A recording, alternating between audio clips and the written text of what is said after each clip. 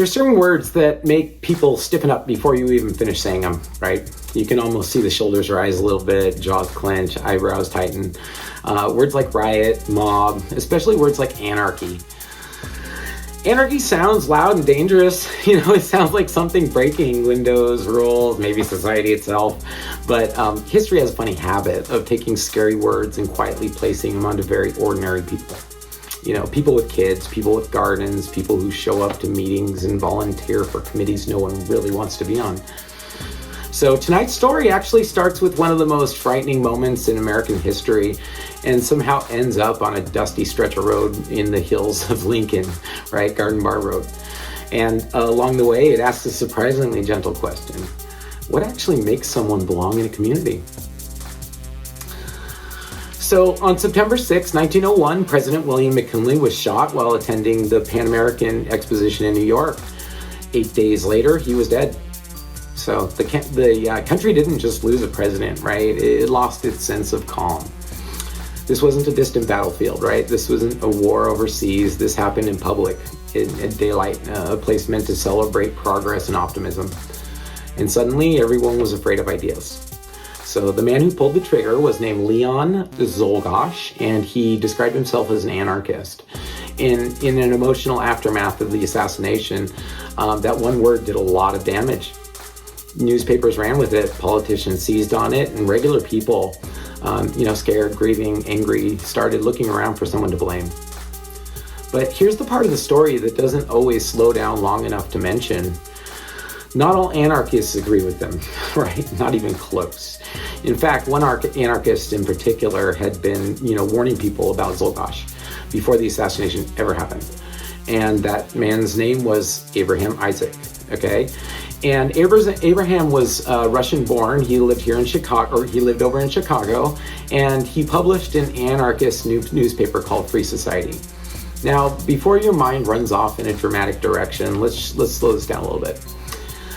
Isaac wasn't calling for bombs, right? He wasn't calling for violence. He was just quite the opposite, actually. At the time, anarchism wasn't a neat and tidy belief. It was a messy umbrella full of disagreements. Some believed that violent overthrow was the only way to end the oppression. Others, including Isaac himself, believed that, something far less exciting and far more difficult to achieve, right? That the best way to prove your ideas was to live them, peacefully, publicly, and consistently. Isaac believed that people didn't need to be forced into cooperation, right? They could learn it by example. And when he encountered Leon, he didn't see a hero, right? He saw a liability. Isaac wrote openly about Czolgosz, right? That warnings to others that the man was unstable, that he was dangerous, and would ultimately, harm any cause he attached himself to. After the assassination, none of that really mattered at first, right? Isaac and his whole family was arrested because in moments of fear, nuance is usually the first thing locked away. Eventually, his warning, article surfaced, and the proof was undeniable. Isaac hadn't encouraged the violence; he had tried to actually prevent it. So, and that quite literally set him free. After the release, the Isaac family moved east for a little bit, and then, continued publishing and, continued advocating. But publishing radical ideas doesn't always pay the bill. Eventually Free Society failed financially, and that's when Abraham Isaac came up with a new plan altogether. If words weren't enough, right, what if they showed people instead? So in 1908, an announcement appeared in Mother Earth, the journal associated with the famed anarchist Emma Goldman, where Isaac was, recruiting families, right? Not for protest, not for a march, for a colony right here in good old Lincoln. So, a place where families could, live cooperatively, work on their own land, raise children, and quietly demonstrate that people didn't need rigid authority to behave decently towards one another. So 2 years later, in 1910, they arrived right here in Lincoln, and the location they chose sat along the east side of Garden Bar Road, about a half a mile north of its intersection with Mount Pleasant Road. land that would once been known as the Carey Ranch, right? And suddenly the folks of Mount Pleasant had new neighbors, quite a few actually. The Isaacs, the Cass family, the Pukas, the Mizzies, the Bucharests, the Neppers, it just keeps going. The names that would soon become familiar, right? Not because of headlines, but because of smiles and handshakes.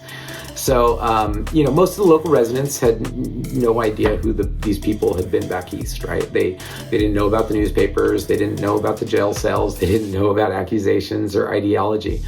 They didn't know, and they didn't seem to care at all. They judged them the old-fashioned way, by how they acted as neighbors.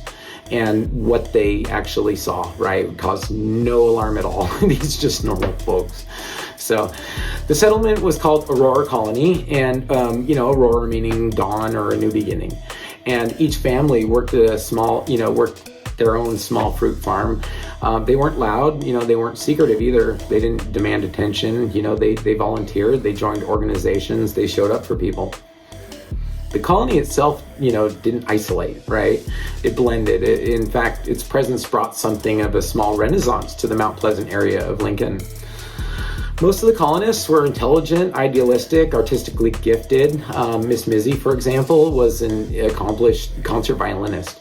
And Abraham Isaac himself, he became instrumental in a different way, right? He did a lot here of work, right, in local civic life. He helped, for example, he found the Mount Pleasant Farm Bureau. He served on the governing board of the Nevada Irrigation District. He started the local 4-H club. He became its very first leader, too, actually. This was not a man hiding from society. This was a man investing in it. So Isaac's granddaughters, aka the children of the radicals, Grace, Dorothy, and Mildred, went on to Mount Pleasant School. And, Dorothy entered UC Berkeley at just 14 years old to study medicine, which is pretty incredible, really. Grace studied German, translated documents from the Nuremberg war trials, and later became a librarian for the U.S. State Department in Germany. These weren't outsiders raising chaos. These were neighbors raising kids who contributed far beyond the borders of Mount Pleasant. People who had once been jailed as suspects, terrorists, were now the kind of people you wanted on your committees. History can be ironic and recursive. All you have to do is take a peek and you can find it. So, but humans have never particularly been impressed by ideals, right? Over time, cracks appeared, jealousy surfaced, suspicions crept in, and some folks work harder than others. Some arrive, from cities with very optimistic ideas of farming, plant a few trees, wait for it to appear, and those who did the labor were not thrilled with those who didn't. Slowly, the colony began to unravel, not with violence, not with scandal, just friction with each other, right? Sounds familiar. By the 1920s, many families sold their acreage and moved on. A few stayed. Abraham Isaac and his family stayed. Another idealistic Eden undone by not just by fear, but by ordinary human realities. It just keeps happening over and over and over again in history. 40 years later, Mount Pleasant, like much of America, would witness another wave of fear, this time aimed at the loyal Americans of the Japanese ancestry, right? Imprisoned behind barbed wire. Different people, different labels, same hysteria over and over again. So that's another episode, though. History doesn't repeat because it forgets facts, okay? It repeats because it forgets neighbors. So the Aurora Colony didn't fail because of anarchism. It didn't succeed because of it either. Historically, it rose and fell for the same reason that most communities do. And, the remarkable thing is that people once feared most were remembered the best, not for what they believed, but for how they behaved. Maybe that's the real lesson hiding out there on Garden Bar Road, right?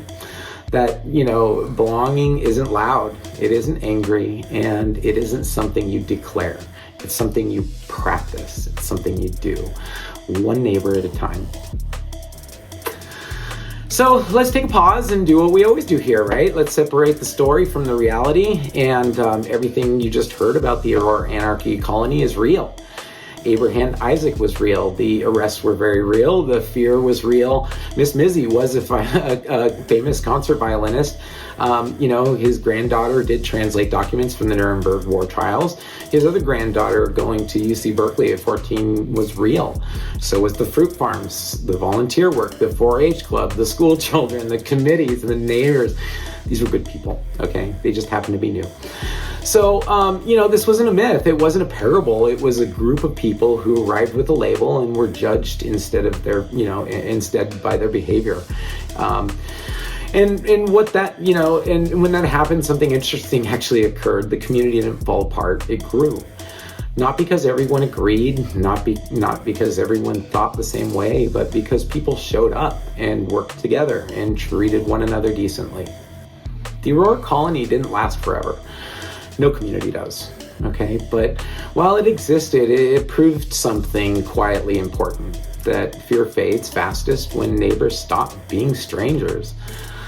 History shows us that again and again and again. I can't stress that enough, right? The danger isn't usually the new people or the strange ideas or the unfamiliar labels. It's what happens when we stop seeing each other as neighbors at all, or even humans for that matter. Because communities don't collapse from disagreement. They collapse from distrust. And that's a really important thing to be mindful of, right? And the opposite is also true, right? Communities don't thrive because everyone agrees. They thrive because enough people decide to be kind, even when it's easier not to be, which it really is these days, right? So the reality, that's it, right? So before we wrap up, I want to give a huge shout out to the great folks out there at the Lincoln Area Archives Museum. These fine people, they keep our town's history alive. Every map, every newspaper clipping, every folder packed with stories just like this one. If you want to check, my research on this one, you won't find it online. You're going to have to go in and ask to see the fortuitous findings in the archive. So if you've never been in, you're missing out. Thanks for watching another Strange Stories of Lincoln. Keep your eye out for the next episode. If you like this one, share it on YouTube with someone who cares about our town or simply likes storytelling. As always, I'm Mike Crossfield, a local business owner trying to build a better Lincoln together. Thank you so much. Have a good night.